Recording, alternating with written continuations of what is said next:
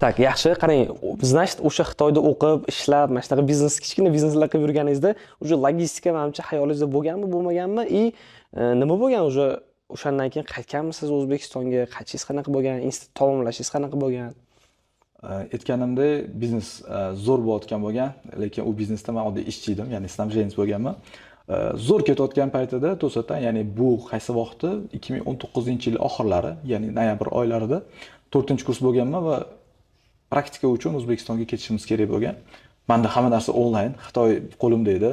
Men aytganimdek Amerikada bo'lsam ham buni boshqara olganman, ishlata olganman, ishlar zo'r ketgan va praktika uchun O'zbekistonga qaytib kelganman va как раз o'sha paytdan meni katta hayotim boshlangan desam bo'ladi. Ya'ni birinchi O'zbekistonda kasbim bo'lgan. Ya'ni hamma bola orzu qiladi kichkinalikda qanaqadir kasb egasi bo'lish.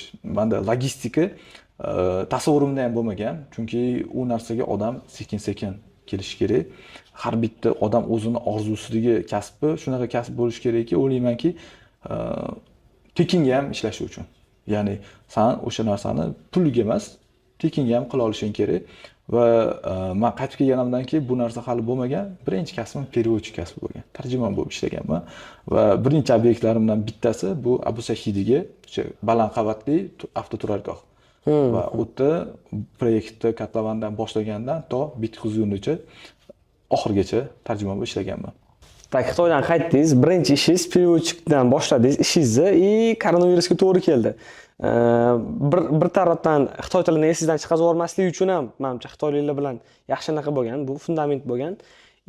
Hozir biz logistika ochib beramiz desak, shaxsiyatini hozir переводчик bo'lib ishlagan ekansiz. Qanaqa bo'lgan bu o'zi? Proses qanaqa bo'lgan? Переводчик bo'lish ham bitta san'at deb o'ylayman.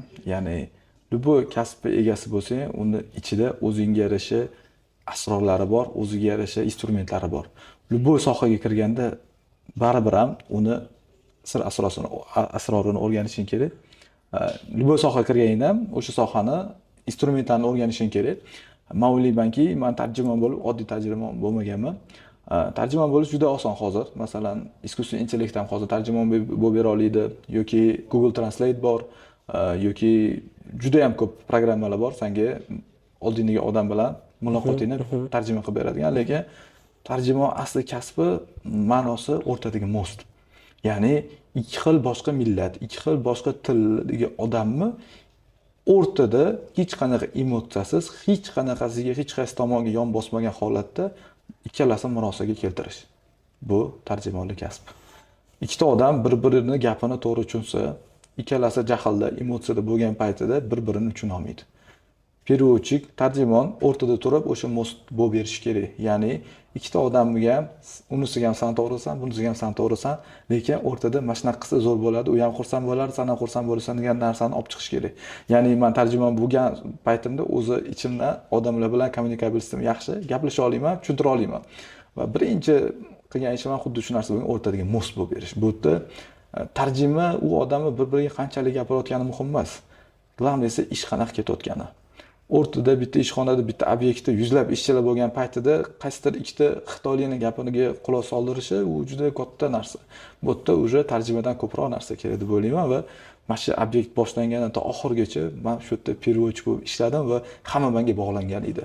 Xitoylik bormi yoki texnika bizga beradigan mexanik bormi yoki yuzlab ishchilar bo'lgan, hammasi bog'liq odam bo'lgan. Ya'ni men ularga bir-biriga bo'lgan hurmatini oshirish uchun, ma'nosini tushuntirish uchun bitta most bo'lib berganman deb aytaman. Ya'ni tarjimon bo'laman degan bolalarga shuni tavsiya qilardimki, so'zlar bilan emas, qalbdan ikkita odam o'rtasida bitta most bo'lib beringlar.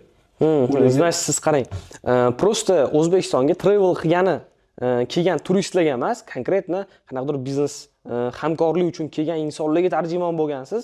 Siz bitta gap bilan aytganda tarjimon bo'lmagansiz, faqat diplomat bo'lgan ekansizda. Siz o'rtada most bo'lib bergan ekansiz, o'zbeklar va xitoylar o'rtasida. Shunaqa. Chunki vaziyat ko'p vaziyatlar bo'ladi, ishda qiziqqon vaziyatlar bo'ladi, xato vaziyatlar bo'ladi. Bu vaziyatda ikkita tomon ham o'ziga plus minusini ko'radi, lekin bir-biriga ma'nosini birinchidan tushuntira olmaydi, ikkinchidan tushunmaydi. Chunki u boshqa qadriyat, boshqa millat. Lekin переводчик bo'lgan odam, xitoy tilini bilgan odam, Xitoyda borib yashab kelgan odam ham xitoyliklarga qanaqa tushuntirishni o'rgatadi, ham o'zimiznikilarga. O'shaning uchun o'ylayman, переводчик kasbini umuman tarjimon bo'lish xohlagan odam eng zo'r tarjimon qaysi tarjimon? Bizlarning odamlar ko'p menga aytishardi, "Sen xitoyliklarning tomiriga tushadigan переводчикsan." Ya'ni sen aytganingda ular xo'p deydi. Boshqa odam tarjima qilsa ular yo'q deydi yoki jahli chiqib ketadi, lekin sen xuddi o'sha gapni kirib aytganingda ular tomiriga tushganingda xo'p deb rozi bo'ladi degan narsa. Ya'ni har bitta переводчикning ishi mos bo'lib berganda to'g'ridan to'g'ri so'zni yetkazish emas, ma'no o'sha, holat o'sha, maqsad o'sha, lekin ularning tilida, ular tushunadigan tilda. Ya'ni xitoy tilida gapirib, lekin ma'nosini yetkazib borish. Ya'ni xo'p degan javobni olish, ikkita tomon roziman degan javobni olish bu katta bitta o'rtadagi natija deb o'ylayman. Qarang, Abu Sahid dedingiz, u proyektdan mo'lam unaqa uzoq davom etmagan. Adashmasam 2 yilmi, 3 yil davom etgan. U siz yarmidan qo'shilganman desam bo'li, qancha ishladingiz tarjimon bo'lib, qachon logistikaga o'tdingiz уже? Ungacha yo'l bo'lganmi qanaqadir? O'ylaymanki, 1,5 yil davomida bu proyekt tugadi, bitirdik. Уже aytganimdek metal konstruksiya tugadi va men o'tda nimani o'rgandim? Birinchi o'rinda bizga har kuni furalar keladi, ichida yoki temir, yoki qurilish uchun qurilish mollari, yoki konteynerlar. Men har bitta konteyner ochayotganida xitoylik, ya'ni tekshirganuvchi oldida turganman va har bir konteynerda yuklar qanaqa ortilganini ko'rganman. Lekin o'sha paytda ham meni logist bo'laman degan ideologiyam yoki bitta maqsadim bo'lmagan. Undan keyin proyekt tugadi, ishlar to'xtadi, karantin hali ham ishlar yo'q, nima qilishni bilmaganmiz va uyda bekor o'tirmaslik uchun uyimdan 2 kilometr uzoqda xitoyliklarning do'koniga, ya'ni village pogruzchik, o'zbek tilida kara deb aytishadi, hamma ko'chada kara sotadigan do'konga ishga kirganman, sotuvchi bo'lib. Xitoy tilini bilaman, tarjimon bo'lib ishlaganman, lekin oddiy sotuvchi bo'lib kirganman va u yerda juda ham katta kesla o'rganganman. Nimaga? Chunki biz qimmat narsa sotganmiz. U narsa oddiy odam orzusidagi narsa bo'lmaydi. Ya'ni seni puling bo'lsa, orzu qilasan. Hozir qanaqa mashina orzu qiladi? BMW orzu qilishadi, Lisian orzu qilishadi, Gelenwagen orzu qilishadi, lekin bizlarning klient mijozlarimiz o'zida ishxonasida ishlata oladigan narsa va qimmat narsa. Bu narsani sotish juda ham qiyin bo'lgan va biz xitoylik xo'jayin bo'lgani uchun ham xitoyliklarning sotuv tendensiyasi, ularning bilimlari, o'zimizning bilimlarni qo'shganimizdan keyin o'zimizning tadbirkorlarga, village pogruzchikka sotishni o'rganganman. Ya'ni bunda ham oddiy sotuvchi bo'lmaganman. Eng yaxshi sotuvchigacha chiqqanmiz, xudo xolasa. O'zimizning tadbirkorlar borib, katta odamlar bilan gaplashasan, ularga nima kerakligini, bu texnikani qayerda ishlata olishini tushuntirib berganingdan keyin, ular o'sha narsani o'ziga tasavvur qila olgandan keyingina bu narsaga rozi bo'lishadi. Chunki значит, hozirgi sotuv skilllaringiz hammasini fundamenti o'sha ishingizga borib taqaladi. Eng zo'r logist bo'lish uchun ham sotuv birinchi o'rinda. Agar zo'r logist bo'lsang, lekin sotuvda ishlamasang, foydasi yo'q. O'tda daromadingiz qanaqa edi? Chunki bilaman, tarjimonlar Xitoyda buni qarang. Boshdan boshlaydigan bo'lsak, kargoda yaxshi pul topib yurgan ekansiz. Boshqalardan orqasidan ham, undan keyin onlayn do'kon qilgansiz, o'tda ham yaxshi daromad bo'lgan. Xitoyliklar bilan tarjimonlikda ham menimcha yaxshi daromad bo'lgan o'tda ham. Chunki tarjimonlarni juda ko'pchilik hurmat qiladi, yaxshi pul to'lab beradi. Qarang, sotuvchilikda ham katta chek bilan sotuv qilgan ekansiz. Bonuslari qanaqadir bo'lgan, polibon to'g'rimi? Topishdan muammo bo'lmagan. Yaxshi topganman, chunki sotish qanaqadir talanti bo'lganmi yoki dunyoqarashim bo'lganmi, tadbirkorlarni yaxshi ishontira olganman, yaxshi sota olganman, lekin Sirdaryolik bitta tadbirkor odam kelganlar va suhbatlardan bittasida bandan bir marta emas, 2-3 marta mashina sotib olgan bo'lganlar. Suhbatlardan bittasida menga zo'r maslahat berganlar. Farruh deganlar, qara, sen hali yoshsan. Xitoy tilini bilasan, dunyoqarashing yaxshi, muomalang yaxshi. Nima uchun bitta do'konda sotuvchi bo'lib va mijozni kutib o'tiribsan? Nimaga ko'chaga chiqib o'zing qanaqadir katta maqsadlar qilmayapsan? Nima seni to'xtatyapti? Maslahatim, men o'zim tadbirkorman, chiqib o'zingga bitta soha top. Boshqa sohalarni ham o'rgan, ko'chaga chiq degan maslahat berganlar. Bu maslahatdan keyin men o'zimda ichimda qanaqadir olov bo'lgan. To'g'ri aytibdilar, men hali yosh bo'lib turib, sotuvchi bo'lib уже o'rgandimmi, endi keyingi skillimni oshirishim kerak, ya'ni keyingi sohaga ketishim kerak. Chunki tarjimon bo'ldim, sotuvchi bo'ldim, menga keyingi etap kerak edi va shu vaziyatda Xitoydan telefon bo'lyapti. Yangi ish. Ya'ni oldin men sotuvchi edim, endi keyingi etap bitta katta logistika kompaniyani O'zbekiston bo'limida bosh menejer lavozimi.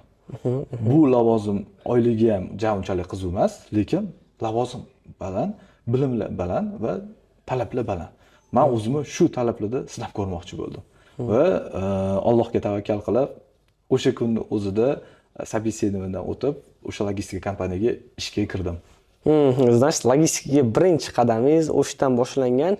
Qarang, bitta savol bor. Siz Xitoyda mana shu ish bilan qanaqadir ma'noda shug'ullangansiz? В основном zakup bo'lgan. Bu protsessga o'tish nima desam, qiyin bo'lmaganmi? Chunki tarjimon bo'lgansiz, gap so'z yo'q, o'qigansiz sohaga, lekin sizda hali tajriba yo'q.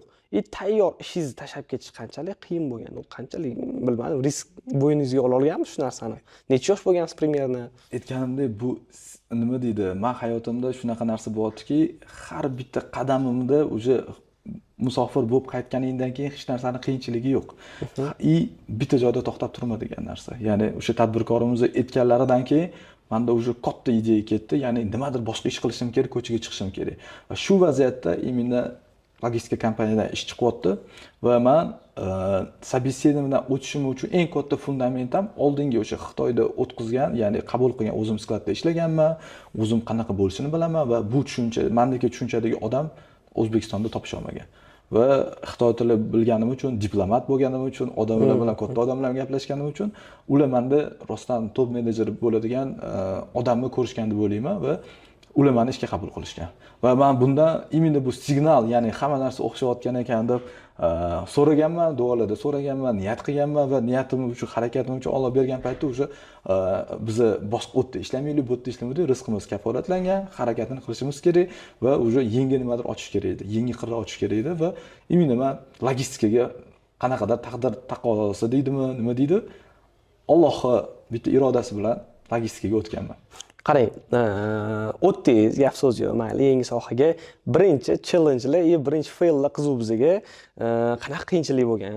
Qanaqa faillar bo'lgan? Qanaqa qo'lni tushirib qo'ygansiz? Falibon bo'ladi, yangi sohaga o'tyapsiz yoki qanaqadir qiyinchiliklari bo'lgan o'ziga yarasha? Shularni aytib bersangiz.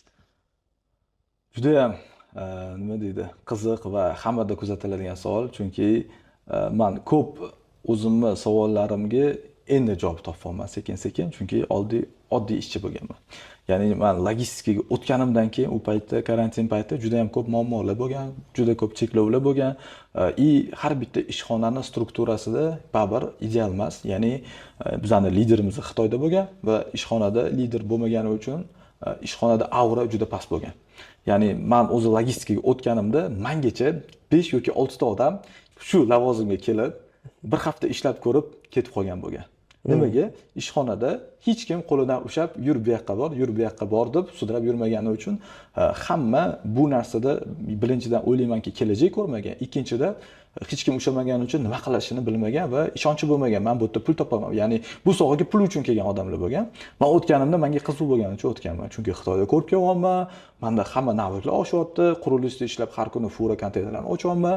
Juda ham katta dunyoqarashim bo'lgani uchun bu yerga kirganimdan keyin men aytganman, yo'q, men shu sohani o'rganishim kerak. Va men senga aytaman, birinchi ishga kirdim deb uyga borganimda, uylanganimdan keyin aytaman, bu gapni oldin aytmaganman. 6 oy uylanganimdan keyin 6 oy yengillik bo'lmagan, farzand ko'rish uchun juda harakat qilganmiz, lekin 6 oy bo'lmagan. Ishga kirdim deb uyga yengillik bilan borgan kunim, Alloh qudrati, o'sha kuni ayolim yengillik bo'ldi deb aytgan. Men shunaqa xursand bo'lganmanki, bu katta signal bo'lgan, katta o'zgarish uchun va katta kuch bergan. Mana o'sha, ya'ni farzand ham rizqi bilan keladigan narsa bor va men shu narsaga juda qattiq ishonganim uchun yangi ishga o'tdim, значит, yengillik bo'ldimi? Xudo xolisa harakat qilsam Alloh yana beradi degan uchun nima deydi, men borganimda men bilan ishlaydigan bolalar ancha opitniy bo'lgan, ketib qoladi deb o'ylashgan, xuddi qolganlarga o'xshab. Lekin o'sha yillar davomida iroda sinalgan, bizda o'sha o'zimga bo'lgan ishonchim bor va bunaqa signaldan keyin men taslim bo'lishga haqqim yo'q deb o'ylaganman va bu sohaga juda chuqur kirishganman va aytganimda 6 oy mobaynida men imенно kargo sohasida, bojxona sohasida juda ham katta bilimlarga ega bo'lganman va bitta komandani boshqarish, ya'ni men O'zbekiston bosh ofisida bosh top menejer bo'lganim uchun komandani bo'lish, ishlarni taqsimlash va har haftalik otchetlarni qilish, komanda uchun rezultatga olib chiqish degan narsani komandani boshqarishda ancha yana bilimlarga ega bo'lganman. Shundan keyin nima bo'lyapti? Logistika sohasida ishlayapmiz, lekin qanaqadir katta o'zgarishlar yo'q. Katta bilimlar yo'q. Biz faqat qabul qiluvchi tomonimiz, Toshkentdamiz, o'sha bizgacha hamma protsesslar bo'lib bo'lganlardi, lekin yengili yo'q. Shu bilan mart oylaridan 2021-yil mart oylaridan Xitoy o'sha bosh shefimiz xitoylik Toshkentga kelaman degan, yangilik bor degan. Qanaqadir sensatsiya, yangilik, nimadir ideya bilan kelaman degan. Chunki men o'sha ishlayapman, zerikyapman. Zerikyapman. Yangi bilimlar yo'q. Yangi nimadir yo'q, ya'ni oluv yo'q o'sha. Chunki hamma narsani o'rganib bo'ldim, yangilik yo'q. Keyin u aytdi, "Sen to'xtab tur, men martda mana kelaman. Xudo xolasa, martda farzandli bo'lib qoldi kelaman" deganida, kela olmay qoldi. Yana kutyapman, yana o'zimizda ustimizda ishlayapmiz, nimadir qilyapmiz. Shu vaqtda 13-iyul. 13-iyul Bomdodda qizim dunyoga kelyapti va xitoylik shefim asrdan keyin, obeddan keyin Toshkentga uchib qo'nyapti. Signal. Men yana signalga urdim. Nimaga? Bu ishga kirgan kunimda yangilik bo'lgan bo'lsa, 9 oy o'tyapti, Xitoyim o'sha kunda kelyapti. Rejadan ancha keyin va imенно shu kunda va o'yladimki, bu ham yana bitta signal. Ya'ni hozir shef xo'jayin keladi xitoylik va nimadir menga ideya beradi. Menga kerak bo'lgan olovni beradi, menga kerak bo'lgan ishni beradi. Chunki zerikyapman, nima qilishimni bilmayapman, maqsadim bo'lmayapti, yangilik yo'q. Shu vaziyatda xitoyligim keldi va aytdi, "Bo'ldi, bu yog'iga biz Xitoydan endi mashinalarda, furalarda yuk tashiymiz, konteynerlarda yuk tashiymiz va biz bu yo'lga asos solamiz" dedi. Men bu narsani eshitib o'yladimki, ana o'sha ish, ana o'sha men kutgan vaziyat, ana meni kasbim. Nimaga? Shu narsa menga endi butun umrlik bitta hamroh bo'ladi. Oilamni, yaqinlarimni, aytganda jigarlarim uchun beradigan sharoitni shu kasb orqali qilaman. Ya'ni shu logist bo'laman degan olov ana o'sha vaziyatda paydo bo'ldi. Imkoniyatlarga tayyor edingiz, o'sha imkoniyat juda chiroyli qilib berib qo'yildi, juda vaqtida berib qo'yildi. Birinchi muvaffaqiyatlaringiz qanaqa bo'ldi? Biza 3 oy mobaynida, iyuldan boshlab 3 oy mobaynida bu marshrutni chizdik. Ya'ni logistika bu murakkab bitta proses va har bitta bosqichda, har bitta zanjirda kontrol bo'lishi kerak, sifat bo'lishi kerak va biz bu yo'lni ko'rib chiqdik. Qirg'izistonga bordik, Qozog'istonga bordik, Xitoy chegaralariga bordik, Xitoylik bilan birgalikda odamlar bilan tanishdik, diplomatik aloqalar o'rnatdik, murosasiga kelishdik, qaysidir narxlarni o'rgandik va 3 oy mobaynida biz faqat yo'lni qurdik.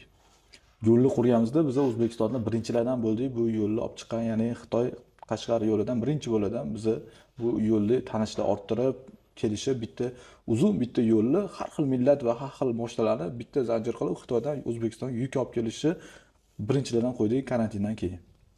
Va 3 oy o'tganidan keyin o'sha oktyabr oylariga kelib men birinchi bo'lib proverka qildim, tekshirdim. Haqiqatan biz ishlagan, olib kelgan yo'l o'xsharmi ekan?